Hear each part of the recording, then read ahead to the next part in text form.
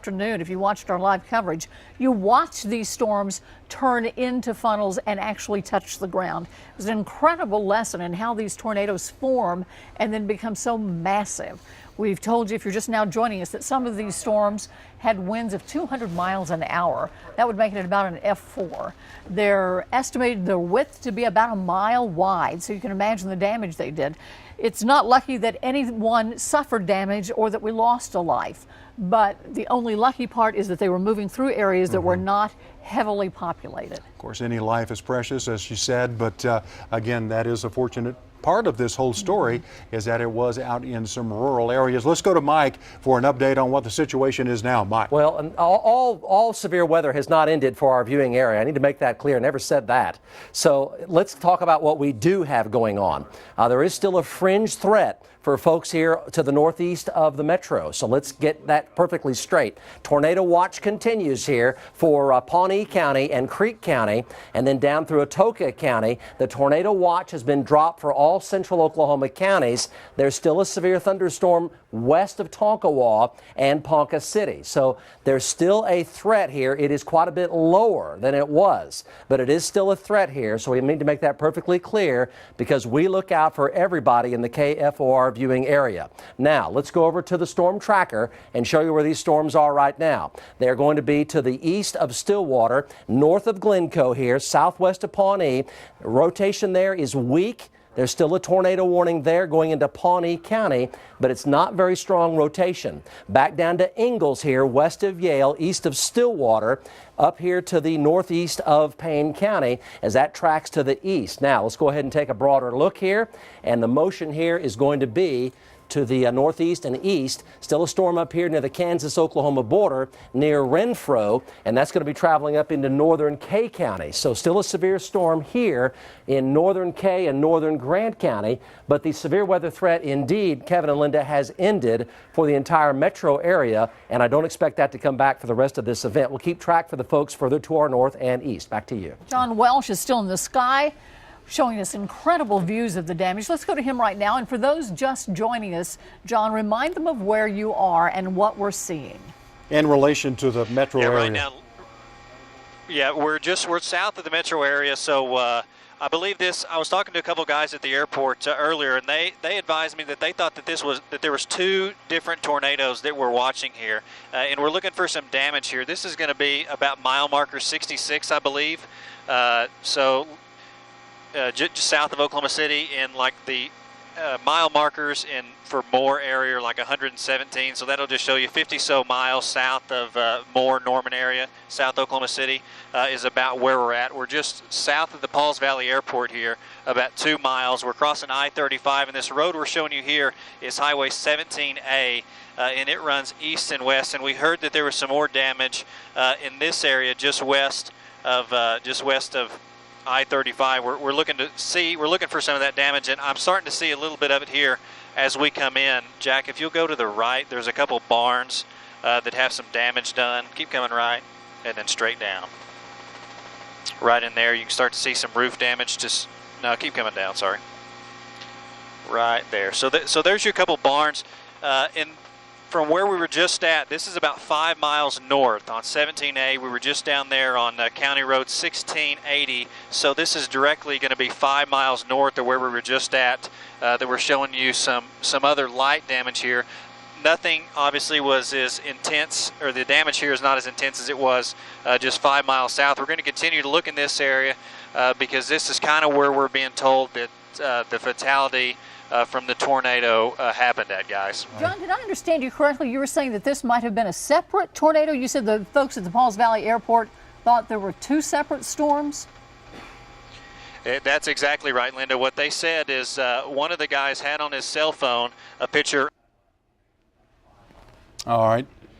See if that clears up. John, it's a little ways from the metro, so it breaks up just a little bit every once in a while. We'll go back to him just as soon as we get that picture to show you that area that he is talking about. 2 tornadoes is what the folks at the airport in the Pauls Valley area are saying, but we'll have to get that confirmed from Mike and the other experts here. Marianne Rafferty, I think, is set up in our newsroom right now with additional information. Marianne?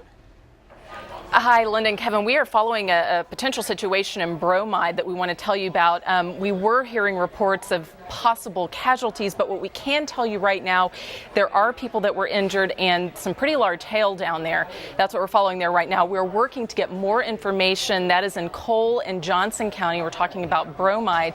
As soon as we get that information there, we will bring it to you. Linda, Kevin? All right, Mary Ann, thank you for that update. Cole, Johnson County, that's where those twisters were headed earlier this afternoon. We'll continue to check those reports for you, because be surprised if there are not more injuries from this. I hope not. I do too. Let me show you that storm that was in Garvin County so you'll understand some of the strength that those winds were packing. Yes. Can you imagine what it would be like to look out your window and see that? Luckily, Mike Morgan was giving plenty of warning to folks along the way, so hopefully everyone had time to take cover. That looks like it's right out of The Wizard of Oz, too, doesn't it? You can see it picking up debris from the ground, taking it up into the cloud, and becoming even more destructive. See how wide it becomes as the debris goes up into the cloud? And we're getting this, obviously, this is cell phone video from a viewer. And you can hear them astounded by it too. Not sure we want to pot that sound up, because sometimes folks say things they don't usually say when a situation like this occurs. But that tornado is something right there, and that's what we followed all afternoon. And watch as it widens here, as it picks up more debris from the ground. Do you see the debris going up into the cloud? Watch that. There from the bottom, straight up into that cloud until it's just a solid elephant's trunk down towards that area. Mike Morgan, this is video from earlier today, and we have video of that. We have video from, this is Heather Campbell, courtesy of Heather, thank you very much. And this one video that we showed earlier, you could hear the tornado so strongly. But these are incredible images. And you can see the tornado in that center section right under that tree limb. It's almost pointing at it. It's a little to the left. It's a lighter gray than the clouds above it. But you can see how large it is and how destructive it could be if your home was in that path. Do you see it right there? You can see the outline forming a little bit better. Heather, we appreciate you taking this and hope your property didn't have any damage. We do, and we're glad she was at a safe distance, obviously, when she took this. But here in Flat, Oklahoma, you can see a long way, and that is what she saw from her vantage point today. And it was something. Again, those tornadoes stayed on the ground for a long, long time. Mike? One of those on for 25 minutes, it seems like. These were long track tornadoes. Yeah, man. long track tornadoes, long track multi-vortex, violent, wedge-shaped tornadoes. You know, you can just about take any superlative, for Oklahoma tornadoes, and we had some of those today. You can rank them up there with other F4s and F5s that we've had in Oklahoma history. We had some that would be up there in that category. Those pictures, the video that folks are sending in, the motion going up is like 150 miles per hour, and then the spin motion is violent. When you get the violent up motion and the violent spin motion, that's how you get the ground scoured like it was leaving those trails of red mud paths through Garvin County over into Murray County, into southern Pontotoc County. That's when you get the wind speeds 200, 220 miles per hour up there in that range, which would approach the intensity of a tornado like May 20th, Moore, 2013.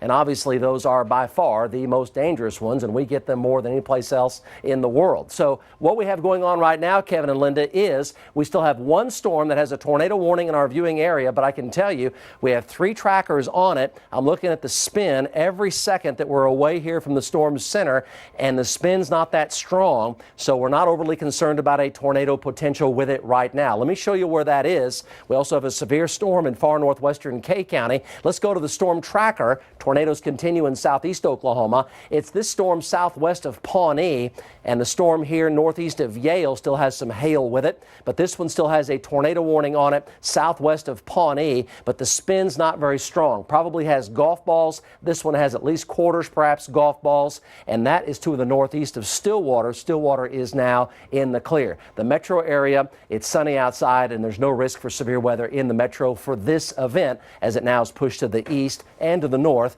and to the southeast of Oklahoma City. We're keeping very close track of it. Back to you. Mike, I'm getting reports from my friends in southeast Oklahoma, even over the border in Texas, that there's a very bad situation near Atoka right now with that storm down there. There was a large tornado on the ground near Atoka about 30 minutes ago. That has now moved over into eastern Atoka County. So that tornado outbreak in that part of the state, which began with the Garvin County tornado, the very